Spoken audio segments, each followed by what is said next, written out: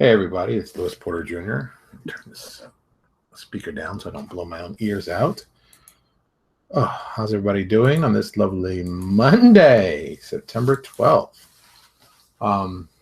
Yeah, today's one of those weird days because initially when I came in, I didn't have an idea I was going to talk about. I kind of knew one thing I was going to talk about, but it kind of just spun out from there. So I was like, whoa, I didn't know this was happening. And I didn't know this was happening. I didn't know this was happening. So it's kind of cool.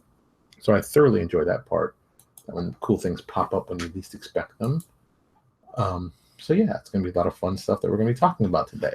Some very good, enjoyable stuff. I got my notes in front of me. I am somewhat prepared today, more prepared than normal. Not really, but I'm as prepared as I normally am.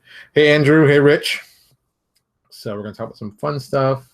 We're going to have some interesting conversations. Since this is like, innovations and weird ideas like that, I'm going to probably talk about some other stuff it's not totally RPG related, but still business related, smart thinking related. So that's what's important to me, because I like smart thinking and what we can do. Hey, Jeff, what's going on?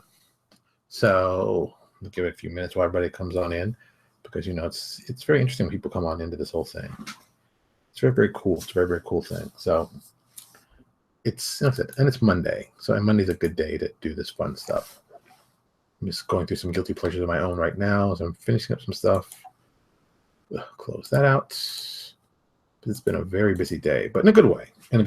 All right. Hey, Tom, what's going on? All right. Well, first off, I guess I'll go through my little list of things. First off, Kickstarters. So apparently, it is Kickstarter weekend. I didn't know about it. I found one Kickstarter I knew about was going to be coming out. Because I know the people involved. That's Interface Zero 2.0. It's for Pathfinder. You can find that, of course, the description in Facebook will be above us, and YouTube will be below us. I have a direct link to them right now. They're friends of ours, so of course we're going to promote them. Hey, of course, they're friends. Why would we not? Hey, Alex, what's going on? Hey, Andrew, what's going on? So the number, Andrew put up a link for another. See, now I didn't even know this was coming on. I tell you, man, it's a big week for Kickstarter, I guess. So Interface Zero 2.0, it's currently going on. It's going on for 29 days. It just started today. They've raised, as of right now, $4,270 of the $10,000 they're looking to back. So, they're almost halfway there. That's always a good place to be on your first day. Get as much as you can the first day. Based on my, I'm not going to show you the book because I had to write the notes. I was afraid of that. Hey, Scott, what's going on? Based on our lovely Kickstarter book, you should check it out. Yeah, they're doing very well. I mean, look, you want to be solid off the beginning. Boom, solid. They have a very awesome trailer. If you haven't seen the trailer, I suggest everyone go check out the trailer for Interface Zero 2.0. After watching this trailer for their Kickstarter, I literally went out and started looking at websites and said, okay, I've got to step my game up, because this is the one that I saw. I was like, oh, holy cow, man, are you kidding me? And it's awesome. It's an awesome video. It's as cool as it should be. It's very bam. That's how it should be. It's got a lot of cool things. I've seen it in advance, so I know some of the stuff that's going on. So I'm just suggesting, if you're into Cyberpunk, you should definitely check it out. If you're into Pathfinder, you're gonna check it out. It's gonna be for Starfinder, Starfinder compatible, even though it's a Pathfinder symbol on it, but still be Starfinder compatible, which I think will be very, very interesting. So once again, we're all fans of Starfinder. We want to see more cool stuff. So let me give you some quick stuff that I can see. You're gonna find a detailed look at dystopian future. 7 core races, including android, cyborg, and genetically superior human 2.0. 16 core classes. That's a lot of core classes. Streamlined alternative combat system based on the Ultimate Combat. Okay. New rules for hacking and dealing with hyper-reality. Okay. Plus of high tech, of course. Robot and technological horrors. Designed by RPG superstar Mike Wellum.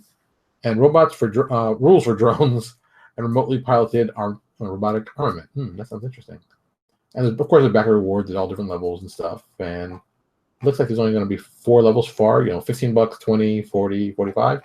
Yeah, that's what I see so far. And of course, there's stretch goals, as we all know. Stretch goals will make this stuff awesome. So we got that going on. It's I said it's a solidly well done, well put together Kickstarter. So boom, if you're a fan of Pathfinder, you're a fan of it, check it out. It can't hurt you. I know I'm going to be supporting it. I just got to wait for that check to come in. It is busy around here. So we got that going on. That was very cool. And then the other one that really surprised me, that I didn't even know was coming out, and it's one of those, getting all the show. Yeah, it very much feels like Shadowpunk, Scott. Like that same kind of, I'm sorry, Shadowrun. It's the same feel to me. So the other one that I just happened to see today, that and when I saw it, I was like, oh my God, now I have to support this one. And this is how this whole Kickstarter thing became today. Apparently, Deadlands is going to be doing their 20th anniversary edition. Okay, here's a little piece of information you may not know. Deadlands to me is an incredibly important game, or well, not just a game to me playing, but an incredibly important game to actually Louis Porter Jr. design.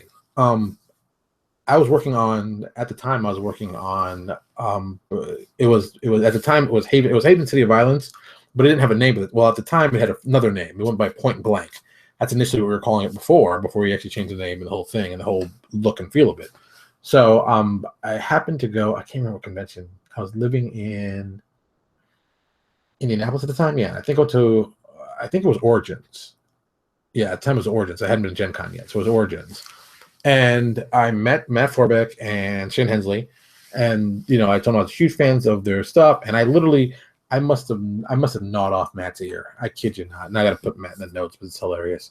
I mean, I must talk to Matt for the longest time, and he was incredibly gracious and very, very cool and very, very informative. And it's like totally awesome. He's just a great guy. And I love their book. I love the concept of Deadlands. I always thought Deadlands, I would love to see this TV show. I'd love to see this video game. And it's people have been playing it for years. Here's something from Jeff. Scott is fully cyberpunk, however, is made for Pathfinder compatible. It won't be hard to incorporate Pathfinder's magic rules going in Shadowrun setting. Okay, so there you go. I assume that Jeff is working on it. That's why we were mentioning it. So boom, there you go. But yeah, so they're having the 20th anniversary, and they put this cover up. And this cover, look, the first cover they did, that first cover they did on Deadlands is still one of the greatest covers I think ever. And this cover, I saw this cover, and I'm like, holy cow! I don't even know what it is. I'm like, buying it. Put money down. Boom, buying it. Didn't even think about it. So apparently their Kickstarter starts tomorrow. So yeah, and their Kickstarter is running. Now check this out. Here's what's kind of different. The Deadlands Double Shot Kickstarter is running September 13th through the 29th. So let's check that out. To the 29th. A little over 2 weeks. 2 weeks, like 17 days. Yeah, 17 days. I find that surprising. Why it's only 17 days? So the question becomes, are they going to be doing this really quick, or they do have most of it already done, or is this looking just to get some extra cash? I don't know. And personally, I don't care. I'm going to be buying it because I think it's the coolest idea. So I think if you're going to, if you're a fan of Deadlands, and who really isn't? I couldn't trust someone if he wasn't a fan of Deadlands. It did disturb me a little bit. That'd be very scary to me. Very sketchy. But if you are a fan, check it out. Yeah, Alex, I don't know why it's 17 days, but that's what they have. But it doesn't matter because it's going to be an awesome, awesome Kickstarter. It's awesome people working on it. It's just going to be an awesome thing. And like I said, I'm buying it. That was easy. That was very easy.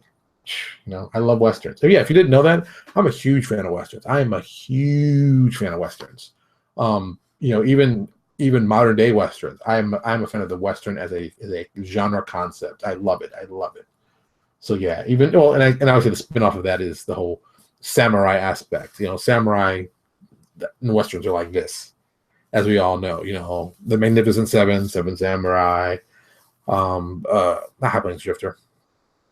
Not the Good Bad Ugly. Oh, Yojimbo. Yeah, Yojimbo is High Plains Drifter. Yeah, Yojimbo's Bodyguard, High Plains Drifter. Yeah, High Plains Drifter. Is it High Plains Drifter? Or Fistful of Dollars. See, this is where it gets confusing. Hey, Dana, what's going on? It's Dana Mason, good friend. So, actually, there's a lot of stuff going on with that. So I think it's very cool. If you're a fan of that, check it out. You're going to love it. It's going to be awesome. That will be fun. So that's the first two cool things that came out.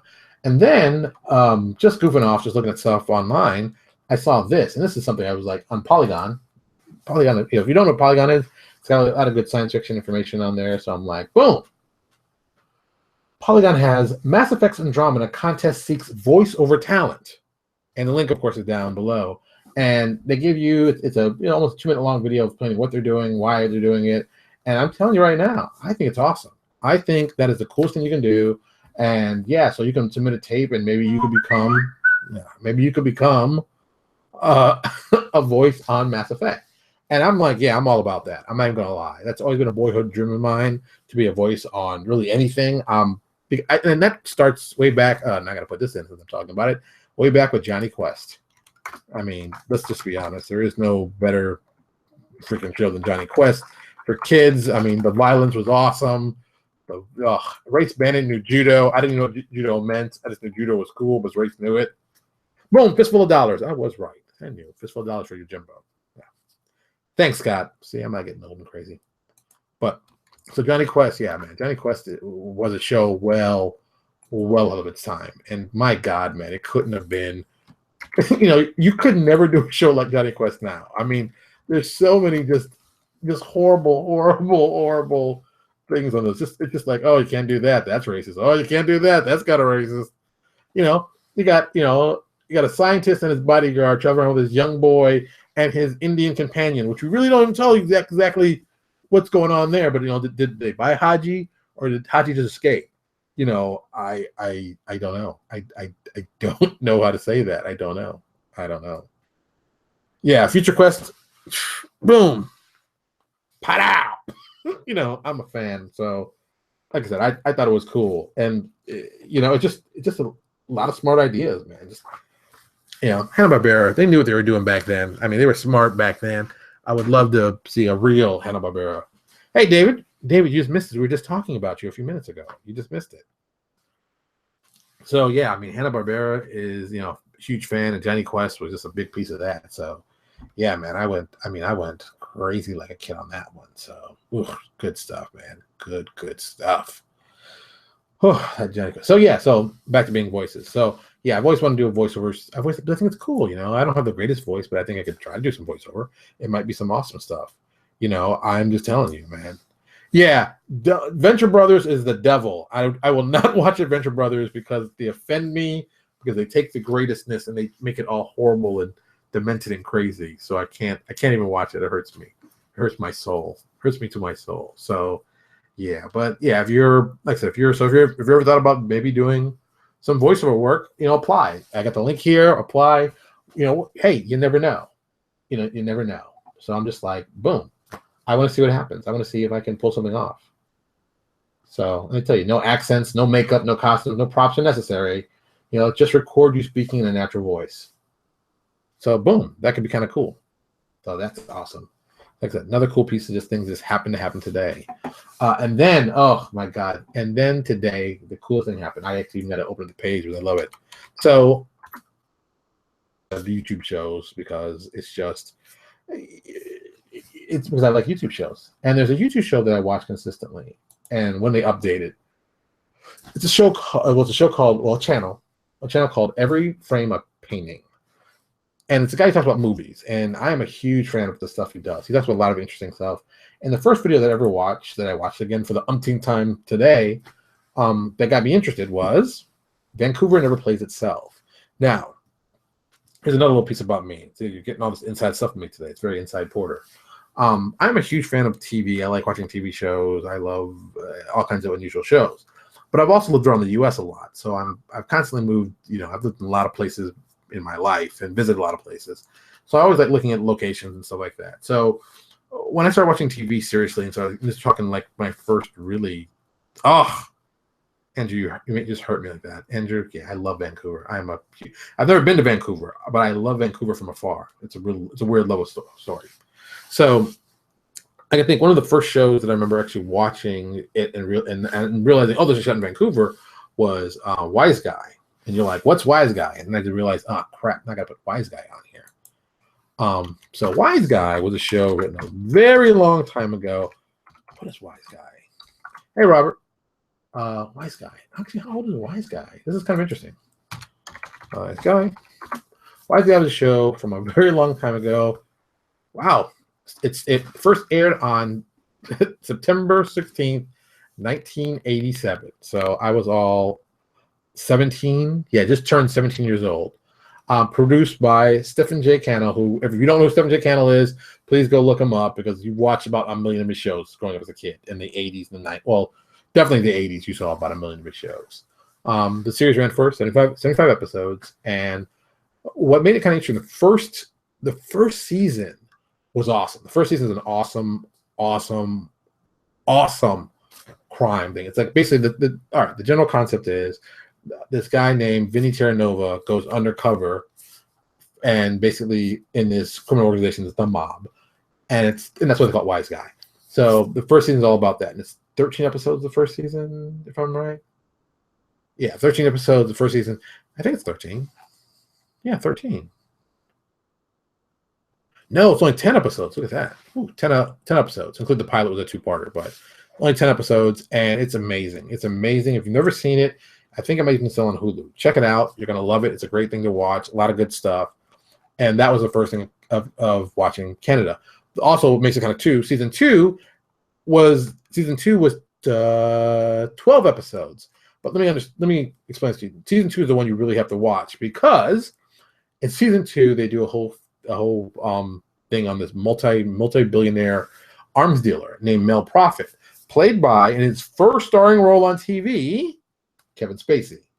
And it's amazing. I mean, watching this show and thinking about how he is now, if you watch the show, you knew that guy was gonna be great, but he was great on the show. It is one of the best seasons ever written. The ending of that season is awesome. It is just a great season of TV. It is like boom. Watch season one, it's great TV, but season two, you get to see Kevin Spacey's acting ability. I mean, raw and still really good. It just there. So that's how I got in the whole Canada thing. And then of course, watching X-Files, and of course, watching. See, I put down X-Files. I did that one already. But then watching, which is the one I'm going to laugh at because I'm going to say this, and some of you are going to be laughing at me. I know it's so bad when I say this. 21 Jump Street. Yeah, 21 Jump Street was like, look, I was a certain age when that came on TV. Yeah, even I'm trying to clean this up, make it sound nice, but it's really not going to help. I was a certain age when that show came on TV, and I enjoyed it, and I thought it was a good show, and I thought it was a show ahead of its time. Also, from 1987 April, Laugh All You Want. It was a great show when I was a kid at 17. Another Stephen J. Cannell one. He was busy that year. He did 20 Jump Street and Wise Guy. Jeez, that guy's a busy guy. Yeah, you laugh all you want. You all laugh all you want. Come on. It was a good show. We all watched it because that's what Fox had on.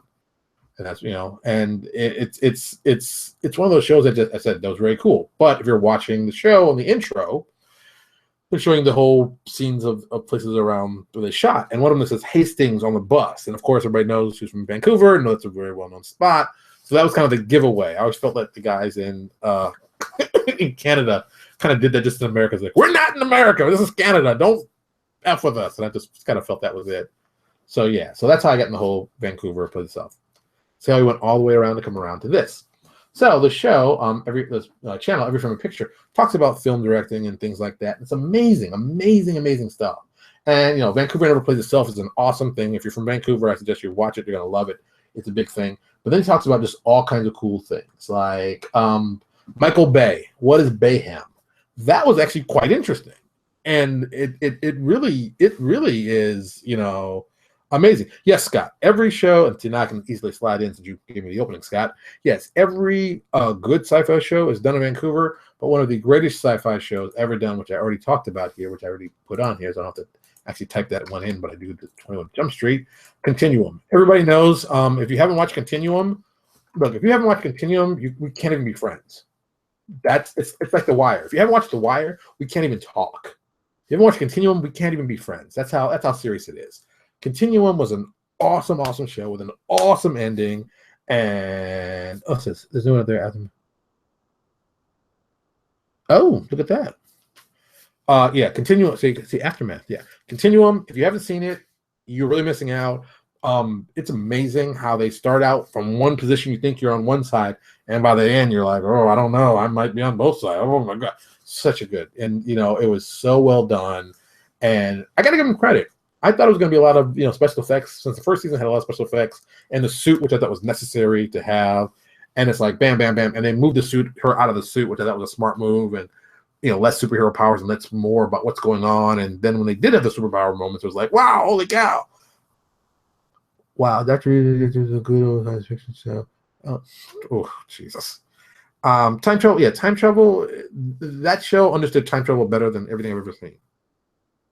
Prophet. Oh my God, Prophet. There's another. See what happens. See, Robert. See, yeah. Prophet, another great show. Lasted only one episode on TV because it was so far ahead of its time. Once again, I told you I watch a lot of TV, so this is not surprising. So back to Every Picture a Frame. So he talks about all kinds of stuff about shooting and directing, and yes, we're about to get to X-Files. Take it easy, calm down. Just about shooting in general. That's a really, really interesting thing. Like Jackie Chan, how to do action comedy. It's amazing. So there you go. It's like there's just a lot of great stuff in here, just about filming and understanding and how to do stuff better. And as a creative person, you must watch this. I am not even going to try to play even nicely. You must watch this channel. Yeah, once again, it's Every Picture a Frame, Every Frame a Painting. Check it out. You can find a link in here, but you can check it on YouTube. It is worth every cent. Oh yes, and of course, X-Files and Supernatural are both shot in Vancouver. Vancouver does a lot of shooting in Vancouver, and Battlestar Galactica was shot in Vancouver. It's just basically, if you do sci-fi in America, it's going to be Vancouver. Just accept that. That's just the way it is. That's the way it's going to be, and that's what it is. It's interesting, but also kind of like, oh, I wish they would do, and they do good science fiction, but it's just like, oh yeah, Fringe also another Fringe. Oh, good Lord, Psych from USA was shot in Vancouver. They made it look like Santa Barbara, but they shot in Vancouver, which I think is hilarious. And I don't even get why that would even like, we're gonna shoot this Santa Barbara in Canada. I don't even know what that's about, but someone said we could do that, so let's do it. That's all that was. I don't understand that one, but it happens sometimes. Yeah. Try to get Matt Forbeck's link in here so I don't forget this, because I always like to give you guys a lot of notes so you can have stuff to look to research, because there's a lot of cool stuff out there. Jacob, the only reason it's been popular because it was look, don't be talking about Jacob, don't be talking about X-Files, man. X-Files is one of those shows that look, it doesn't hold up. The tech doesn't hold up, but no show that talks about tech holds up, years later. Because I mean, I was watching season 1 again, from the beginning, and they got the big heavy cell phones, and it's like, oh, geez. And the stuff is kind of cheesy, but look, man, it's tough. It's tough to do a show, especially. I mean, look, we all love Star Trek, but those things do not hold up. The story does, the stuff around it doesn't. Oh my God. Oh, and like the Next Gen may hold up. Deep Space Nine will definitely hold up. Deep Space Nine had the better stories, but I don't know if Star Trek Next Gen is going to hold up. I don't know. And so once again, I'm a big fan of Canada, and I'm going to take a trip to Canada eventually, because I'd like to go to Canada, spend some time there. It's my dream to spend like a couple of months there. Just even, I mean, the story actually. Oh, come on, Jacob. The story X-Files doesn't hold up. Come on. And now Nicholas is. You see, here it goes. Here it goes, man. Everyone falls, and they're falling down this rabbit hole. Let's fight stuff out. Not necessary. Scott, yes. Well, sci-fi. I mean, Scott makes a very good point. But once again, sci-fi was stupid. Sci-fi didn't understand what they were doing. Hence, they were putting wrestling on there. That's the second they put wrestling on there, they didn't know what they were doing, and they deserve to be shot in the face. So, and now they finally figured out, hey, we can do some inexpensive shows that are pretty cool, and we can do Discovery Toronto. Oh yeah, Star Trek Discovery is filming in Toronto. Really, Toronto. Oh, interesting. So yes, back to Kickstarters. Thank you, Jacob. Once again, rabbit hole. We just went right down it. So there's so many Kickstarters going on. There's so many Kickstarters actually on right now. And, I go back to my same mindset. And this is a lot of people are like, what mindset is that, Lewis? Is Kickstarter important? People are like, what, are you stupid? No, I mean, in the sense of, and this is for my own personal needs. I'm going to tell you this for my own self. Is Kickstarter still viable when you can do something like a Patreon? Because to me, Kickstarter's biggest problem is you go out, you get the money, and then you don't make the product, or something happens. At least with the Patreon, it's every month or whenever you release something. So people, you get something, and every month you can check and be like, oh crap, I didn't get anything. I'm off this thing, never again. And you can get off and like that. And the guy could be like, oh, I'm sorry, my dog died, my mother got shot, or whatever, and then you can come back on. But Kickstarter is one of those. It's a one-shot deal. You got one chance to do it right. And if you do it right, yay! But if you do it wrong, people are like, oh man, you really messed me up. I thought this was going to be a good thing. It wasn't really a good thing. You know, you get that kind of thing going on. And, you know, it's very weird that Kickstarter still has that. Hey, Manisha. Kickstarter has that kind of feel. Well, Patreon really is, I think, is really more about one-to-one. And, you know, I've been talking about Patreon, you know, for a while. We decided we did our Infinite Dungeon. We're getting that started. That's going to start in roughly 2 months. We're really pushing that out. And it's just something that I think is important. You know, Robert, I want to do a Kickstarter, but for the exact reason. Yeah, Kickstarter, if you mess up, it seems like it's a little more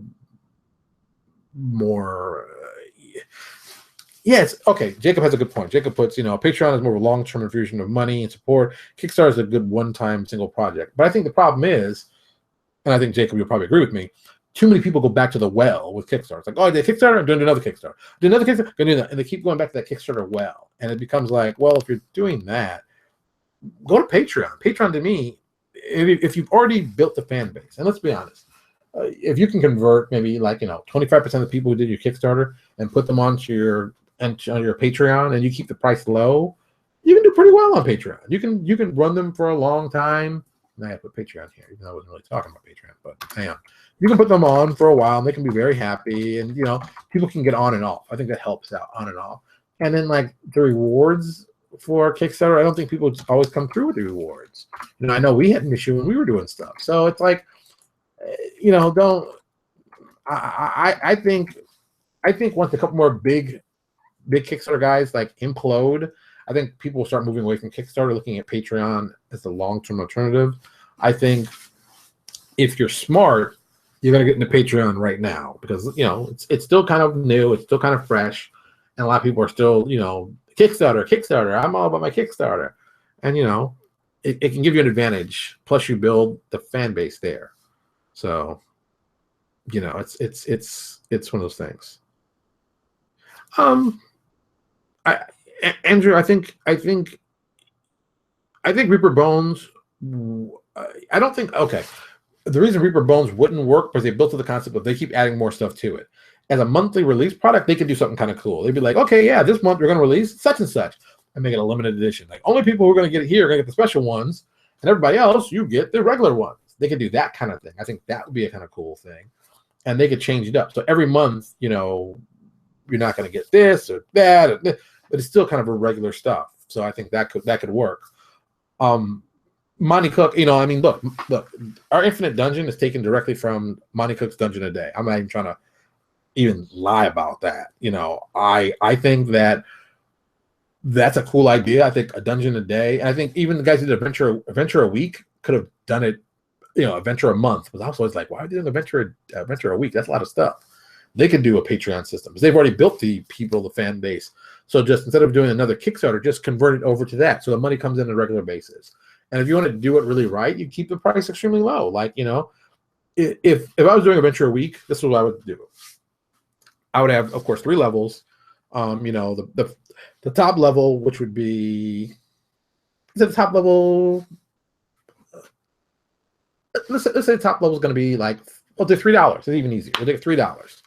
And every time you release, and every week release something, you got to pay $3. So in an entire month, someone goes there, they're going to give you $12. The second tier will be $2. That's $8. And the final one will be $4 at $1. And at the $1, you get, like, you know, really minuscule stuff. Like, you get half the adventure. But the $2 one, $8 a month, that's what you get to pay for the adventure. $8 a month, minus the 11% that goes out to those guys. But still, you know, so $7 gets into your pocket as a publisher. Boom. $7 every month. See, now I need my calculator. This is going to be. I didn't see, once again, I wasn't planning on math, and we're almost done, so I wasn't planning on doing some heavy duty math, but you all get it in a second. So let's say, geez, do I have enough things open on this calculator? I mean, not on my tablet. All right. So we said $7 times, let's say 100 people.